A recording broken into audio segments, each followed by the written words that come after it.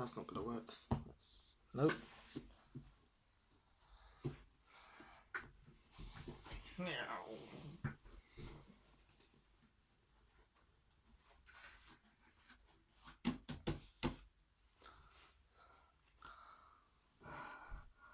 So, an amazing 3 people have asked for this show to come back. So, by popular demand and because my social life has gone down the pan, the Punderful show is making a return.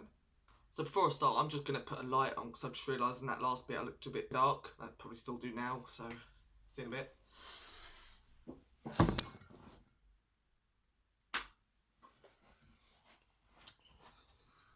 Alright, I'm back.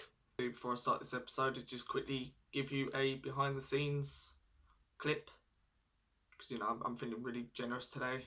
I'm feeling pretty, generous, so just...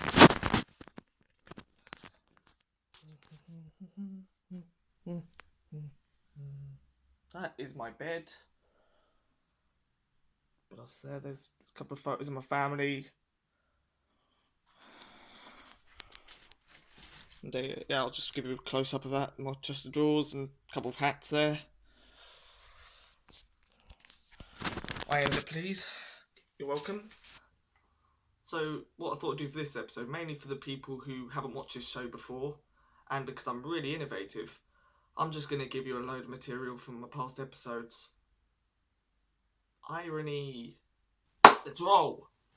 So I'm at university now, and one of the paths that I wanted to take was to study archaeology, because I hear a lot of people dig it. Of course, now I study journalism and creative writing.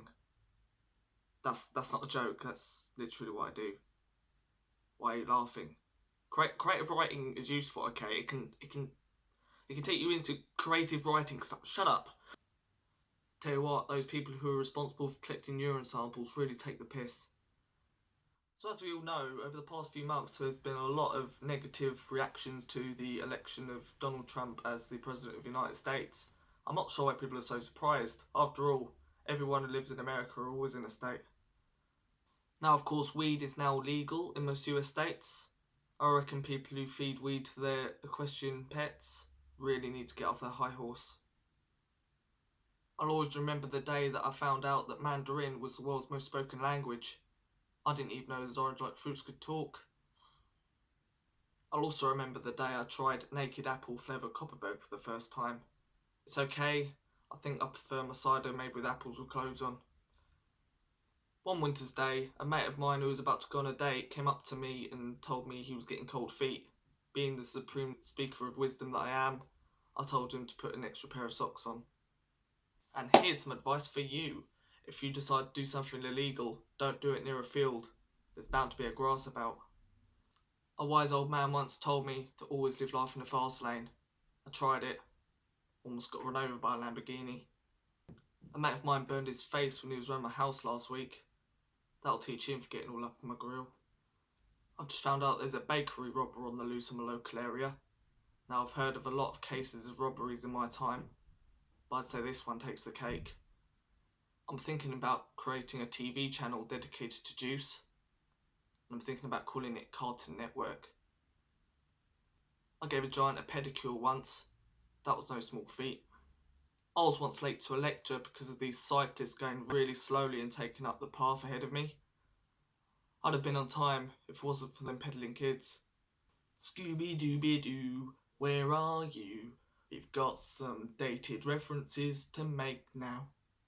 Seriously, when's the last time you heard anyone say, I just watched Scooby-Doo on TV? Like, it's all about... Do people even watch TV anymore? It's all about Netflix and iPlayer and all that jazz. Scooby-Doo. Damn, that takes me back. That does. There's this guy I know who has a really weird habit of eating CDs. Like, speaking of dated references, CDs. Which CDs? I don't think people use CDs anymore, do they? I can probably get away with one dated reference, but two? Nah, not having it. Let's start it again. There's this guy I know who has a really weird habit of eating digital downloads. That just doesn't make any sense, does it? Damn. There's this guy I know who has a really weird habit of eating iPods. Well, that's what I call a weird taste in music. Get in there. Take that, technology. What's an estate agent's favourite type of music? House. What's an estate agent's favourite medical drama? House. I don't mean to brag, but this is probably the longest episode of the Punderful Show that I've ever produced. Well, it's not surprising, considering the amount of jokes I've told, but oh well. So, the next ones aren't probably not going to be as long as this one, but it'll all be original, so that's good. It'll all be original material, I promise. So, until next time, don't forget to share, subscribe, and have a nice life.